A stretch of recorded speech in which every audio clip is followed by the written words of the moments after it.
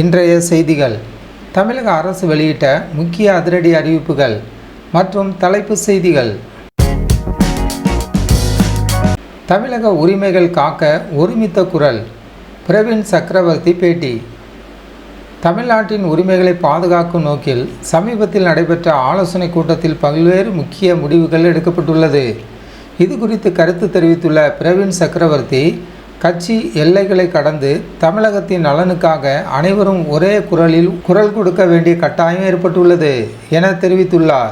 மாநில உரிமைகளை விட்டு கொடுக்காமல் காப்பதே இக்கூட்டத்தின் முக்கிய நோக்கம் என்றும் அவர் விளக்கமளித்துள்ளார். வாரிசு அரசியலுக்கு முற்றுப்புள்ளி வைக்கப்பட்டுள்ளது. சவுக்கு சங்கர் கருத்து.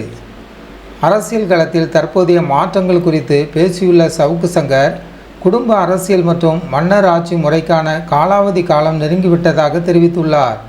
தற்போதைய அரசியல் சூழலில் புதிய தலைமுறையின் எழுச்சி மற்றும் வியூகங்கள் மாற்றங்களை ஏற்படுத்தியுள்ளதாக அவர் தனது பார்வையை பதிவு செய்துள்ளார். விஐபி தரிசனத்திற்கு புதிய கட்டுப்பாடுகள். அமைச்சர் அதிரடி உத்தரவு. ஆன்மீக தலங்களில் பொதுமக்களுக்கு இடையூறு இன்றி தரிசனம் வழங்குவதை உறுதி செய்யும் வகையில் விஐபி தரிசன முறையில் புதிய நெறிமுறைகள் கொண்டு வரப்பட்டுள்ளன. இதன்படி இனி விஐபி தரிசனம் செய்ய விரும்புவோர் குறைந்தது ஒரு நாளுக்கு முன்பே முறையான தகவலை தெரிவிக்க வேண்டும் என்று சம்பந்தப்பட்ட துறை அமைச்சர் கண்டிப்பான உத்தரவை பிறப்பித்துள்ளார்.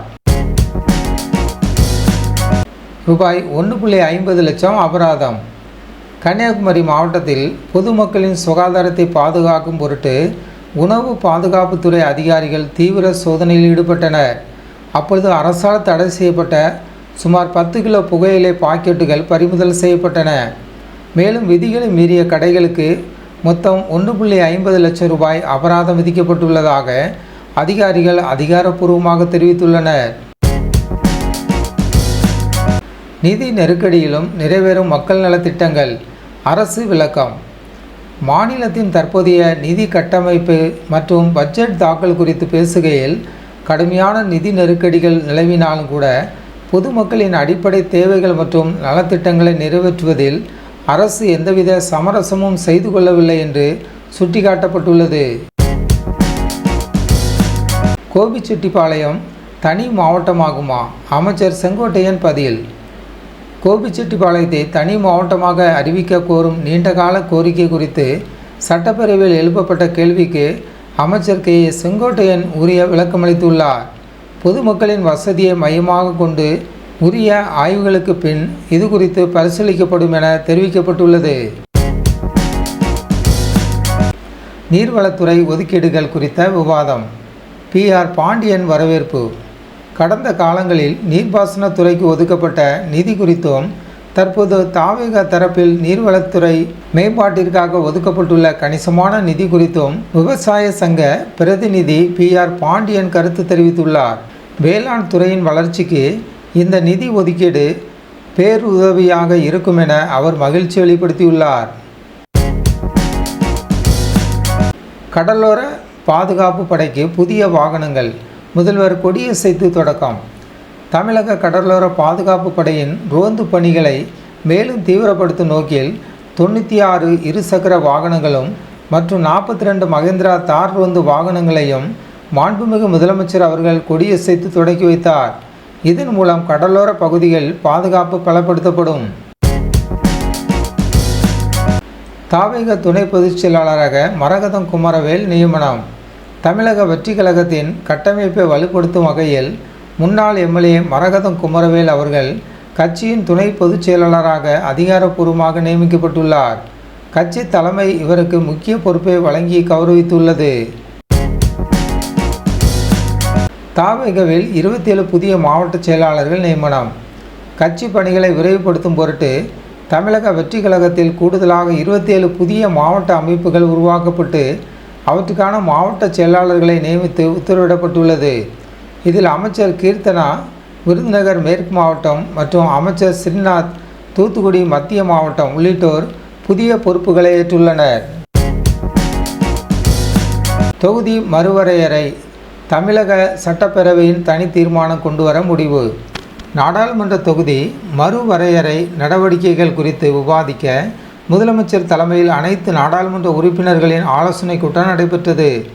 இதில் தற்போதைய மக்களவை மற்றும் மாநிலங்களவை தொகுதியின் விகிதாச்சாரத்தை மாற்றக்கூடாது என்பதை வலியுறுத்தி தமிழக சட்டப்பேரவையில் தனி தீர்மானம் நிறைவேற்றுவது என ஒருமனதாக முடிவு செய்யப்பட்டுள்ளது. 38 எம்பிக்கள் தவிர்ப்பு. தமிழகத்தின் எதிர்கால நலனை பாதிக்கக்கூடிய தொகுதி மறுவரையறை விவகாரம் இது தொடர்பாக நடைபெற்ற மிக முக்கிய ஆலோசனை கூட்டத்தில் பல்வேறு தரப்பு விவாதங்களுக்கு மத்தியில் 38 எம்பிக்கள் கலந்து கொள்ளாதது அரசியல் வட்டாரத்தில் சலசலப்பை ஏற்படுத்தியுள்ளது. சேரன் எக்ஸ்பிரஸில் பரபரப்பு. பெண் பயணிகளை வீடியோ எடுத்த வடமாநில இளைஞர்களுக்கு தர்மஅடி. கோவையில் இருந்து சென்னை நோக்கி பயணித்த சேரன் விரைவு ரயிலில் சக பெண் பயணிகளை ரகசியமாக செல்போனில் வீடியோ எடுத்த வடமாநில இளைஞர்களை ஆத்திரமடைந்த பயணிகள் கையும் களவுமாக பிடித்தனர். அவர்களுக்கு தகுந்த பாடம் புகட்டிய பின் ரயில்வே பாதுகாப்பு போலீசாரிடம் அந்த இளைஞர்கள் ஒப்படைக்கப்பட்டனர். தாம்பரத்தில் நிகழ்வு. முதியவர்கள் மற்றும் மாற்றுத்திறனாளிகளுக்காக இலவச சினிமா காட்சி. தாம்பரம் பகுதியில் முதியவர்கள் மற்றும் மாற்றுத்திறனாளிகள் ஜனநாயகம் திரைப்படத்தை எவ்வித கட்டணமின்றி மகிழ்ச்சியுடன் கண்டுகளிக்கும் வகையில் சிறப்பு ஏற்பாடு செய்யப்பட்டது. அமைச்சர் சரத்குமார் நேரில் சென்று அவர்களை அழைத்து சென்று திரைப்படத்தை காண்பித்தது அனைவரும் பாராட்டுகளையும் பெற்றுள்ளது. தென்காசி மாவட்ட தாவேக அமைப்பு செயலாளராக இசைக்கு சுப்பையா நியமனம். கட்சியை அடிமட்டம் வரை கொண்டு செல்லும் நடவடிக்கையின் ஒரு பகுதியாக முன்னாள் அமைச்சர் இசைக்கு சுப்பையா அவர்கள் தென்காசி மாவட்ட தமிழக வெற்றி கழகத்தின் அமைப்பு செயலாளராக நியமிக்கப்பட்டுள்ளார். இவரின் நீண்டகால அரசியல் அனுபவம் கட்சிக்கு வலு சேர்க்கும் என எதிர்பார்க்கப்படுகிறது. கரூர் மாவட்ட தாவேக அமைப்பு செயலாளர் மற்றும் துணை பொதுச் செயலாளராக எம்.ஆர். விஜயபாஸ்கர் நியமனம். தமிழக வெற்றி கழகத்தின் மாநில அளவிலான நிர்வாக பணிகளை மேலும் துரிதப்படுத்தும் வகையில் முன்னாள் அமைச்சர் எம்.ஆர். விஜயபாஸ்கர் அவர்களுக்கு கட்சி தலைமை முக்கிய பொறுப்புகளை வழங்கியுள்ளது. அதன்படி அவர் கரூர் மாவட்ட அமைப்பு செயலாளராகவும் கட்சியின் துணை பொதுச் செயலாளராகவும் அதிகாரப்பூர்வமாக நியமிக்கப்பட்டுள்ளார். புதுக்கோட்டை மாவட்ட தாவேக அமைப்பு செயலாளராக சி. விஜயபாஸ்கர் நியமனம். கழகத்தின் அடிமட்ட கட்டமைப்பை வலுப்படுத்தும் நடவடிக்கையின் ஒரு பகுதியாக முன்னாள் அமைச்சர் சி. விஜயபாஸ்கர் அவர்கள் புதுக்கோட்டை மாவட்ட தமிழக வெற்றி கழகத்தின் அமைப்பு செயலாளராக நியமிக்கப்பட்டுள்ளார். இப்பொறுப்பின் மூலம் அப்பகுதியில் கட்சி பணிகள் வேகம் எடுக்கும் என எதிர்பார்க்கப்படுகிறது. தொகுதி மறுவரையறை மசோதா எத்தகைய வடிவத்தில் வந்தாலும் வீழ்த்தப்படும். எம்பி நவாஸ்கனி பேட்டி. மத்திய அரசின் வரவிருக்கும் தொகுதி மறுவரையறை நடவடிக்கைகள் குறித்து கருத்து தெரிவித்துள்ள நாடாளுமன்ற உறுப்பினர் நவாஸ்கனி, தமிழகத்தின் உரிமைகளை பறிக்கும் எந்த ஒரு மசோதாவாக இருந்தாலும் சரி, அதனை ஜனநாயக வழியிலும் உறுதியாகவும் எதிர்க்கட்சிகளோடு இணைந்து முழுமையாக தோற்கடிப்போம் என தெரிவித்துள்ளார்.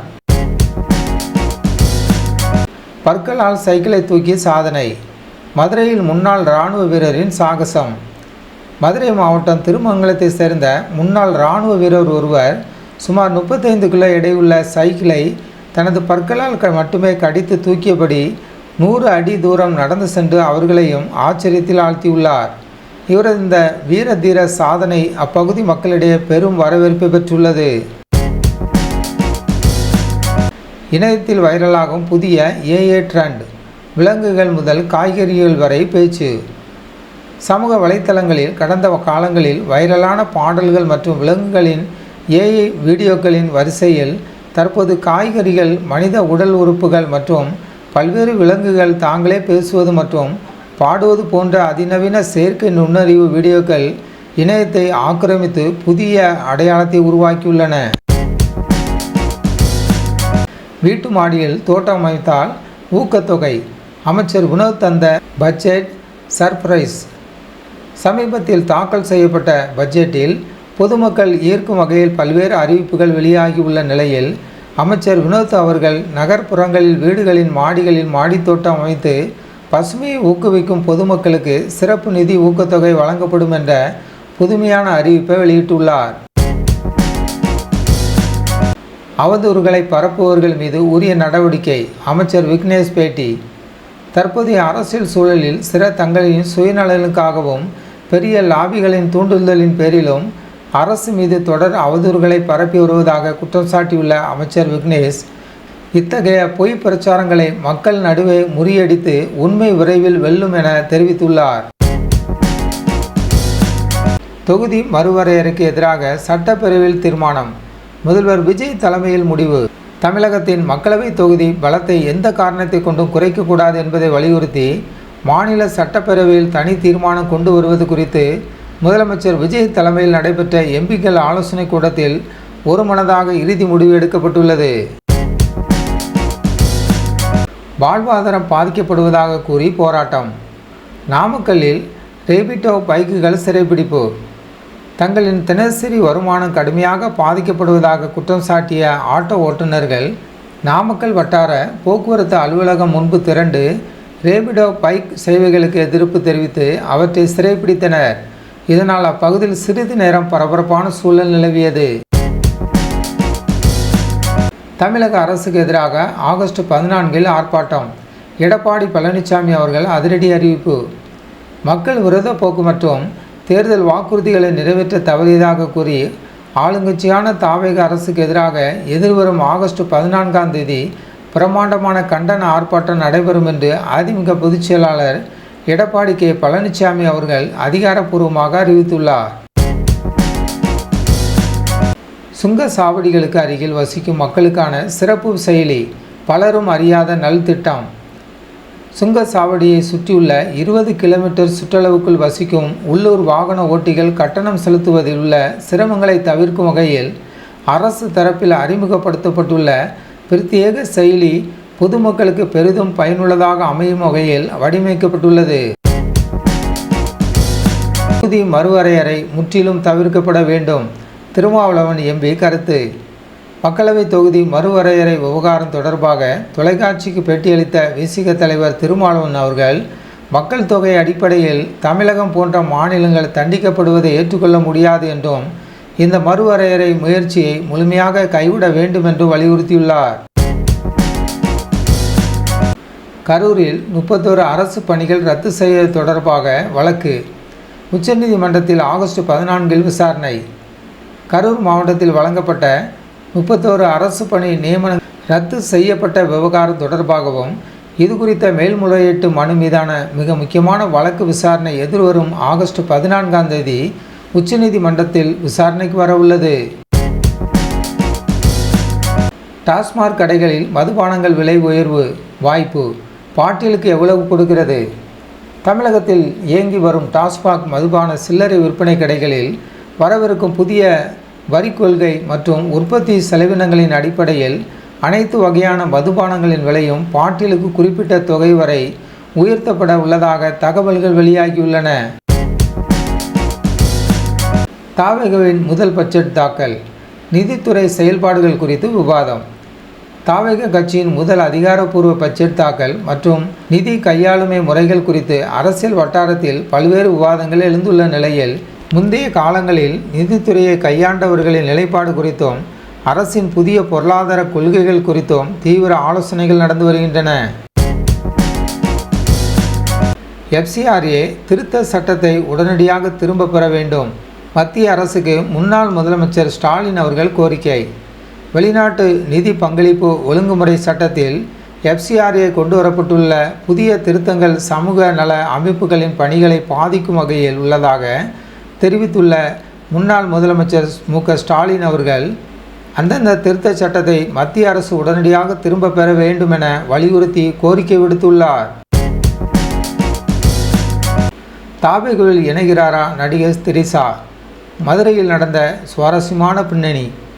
தமிழக வெற்றி கழகத்தில் பிரபல சினிமா நட்சத்திரங்கள் இணைவது குறித்து எதிர்பார்ப்புகள் அதிகரித்துள்ள நிலையில் சமீபத்தில் மதுரையில் நடைபெற்ற சில நிகழ்வுகள் மற்றும் அரசியல் சந்திப்புகள் மூலம் நடிகை திரிஷா கட்சியில் முறைப்படி இணைவது குறித்து யூகங்களும் விவாதங்களும் அரசியல் வட்டாரத்தில் தீவிரமடைந்துள்ளன. பழனி கோயில் நில மோசடி விவகாரம். சிறையில் உயிரிழந்த ராஜன் மற்றும் அன்வர்த்தின் பின்னணி என்ன? திண்டுக்கல் மாவட்டம் பழனி முருகன் கோயிலுக்கு சொந்தமான நிலங்கள் மோசடி செய்யப்பட்ட புகாரில் தொடர்புடைய முக்கிய நபர்களான ராஜன் மற்றும் அன்வர்தீன் இது குறித்த திடுக்கிடும் தகவல் வெளியாகியுள்ளது. இந்த வழக்கில் கைதாகி சிறையில் இருந்த முக்கிய நபர் காலமானதை தொடர்ந்து பல்வேறு பரபரப்பான உண்மைகள் வெளிச்சத்துக்கு வந்துள்ளன.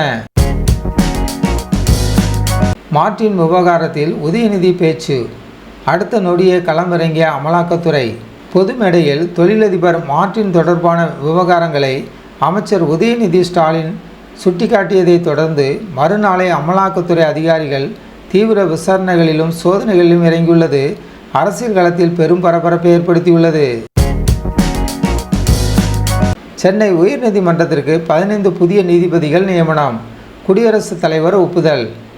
நிலுவையில் உள்ள வழக்குகளின் எண்ணிக்கையை குறைத்து நீதி வழங்கும் முறையை விரைவுபடுத்தும் நோக்கில் சென்னை உயர்நீதிமன்றத்திற்கு புதிதாக 15 நீதிபதிகளை நியமிப்பதற்கான பரிந்துரைக்கு குடியரசுத் தலைவர் அதிகாரப்பூர்வமாக ஒப்புதல் அளித்துள்ளார். திமுக செய்த அதே வழியை தாவேகம் பின்பற்றுகிறது. அன்புமணி ராமதாஸ் கடும் விமர்சனம். இந்திய அரசுகள் மற்றும் தற்போதைய புதிய அரசியல் கட்சிகளின் செயல்பாடுகளை குறிப்பிட்டு பேசிய பாமக தலைவர் அன்புமணி ராமதாஸ், கடந்த காலத்தில் திமுக செய்த தவறுகளையே தற்போது தாவேகம் பின்பற்றி வருவதாகவும் இதனால் அக்கட்சியின் எதிர்காலம் கேள்விக்குறியாகிவிட்டதாகவும் கடுமையான விமர்சனங்களை முன்வைத்துள்ளார். 25 ஆண்டுகளுக்கு பிறகும் அதே விலையா? லதா ரஜினிகாந்த் பேச்சு சமூக வலைத்தளங்களில் ட்ரோல். கடந்த கால தங்கம் விலை நிலவரங்கள் குறித்தும் தற்போதைய தங்கம் மற்றும் பொருளாதார சூழல்கள் குறித்தும் பிரபல பின்னணி குறித்தும் லதா ரஜினிகாந்த் தெரிவித்த சில கருத்துக்கள் பலராலும் விவாதிக்கப்பட்டு கிண்டலுக்கும் ட்ரோலுக்கும் உள்ளாகியுள்ளது. உதயநிதியுடன் செல்ல சொன்னது யார்? அமைச்சர் சேகர் பாபுவை எச்சரித்த முன்னாள் முதல்வர் ஸ்டாலின் அவர்கள். கட்சி மற்றும் அரசு சார்ந்த நிகழ்ச்சிகள் அல்லது பயணங்களின் போது பின்பற்ற வேண்டிய நெறிமுறைகள் குறித்து அதிருப்தி தெரிவித்துள்ள முன்னாள் முதலமைச்சர் ஸ்டாலின் அவர்கள் அமைச்சர் சேகர் பாபுவை அழைத்து இது தொடர்பாக கண்டிப்புடன் எச்சரித்துள்ளதாக தகவல்கள் வெளியாகியுள்ளன. லண்டனில் இருந்து நீலாங்கரை இல்லத்துக்கு திரும்புகிறாரா சங்கீதா? மீண்டும் இணைய போவதாக தகவல். நடிகர் விஜயின் குடும்ப வாழ்க்கை மற்றும் தனிப்பட்ட விவகாரங்களை குறித்து சமூக வலைத்தளங்களில் அவ்வப்போது விவாதங்கள் எழுந்து வரும் நிலையில் லண்டனில் இருந்து சங்கீதா அவர்கள் சென்னை நீலாங்கரை இல்லத்திற்கு திரும்பி குடும்பத்துடன் இணைந்து வாழ முடிவு செய்துள்ளதாக திரைத்துறையில் தகவல் பரவி வருகிறது. பொதுவெளியில் முறையற்ற பேச்சு. அமைச்சர் உதயநிதியை மறைமுகமாக சாடிய சபாநாயகர்.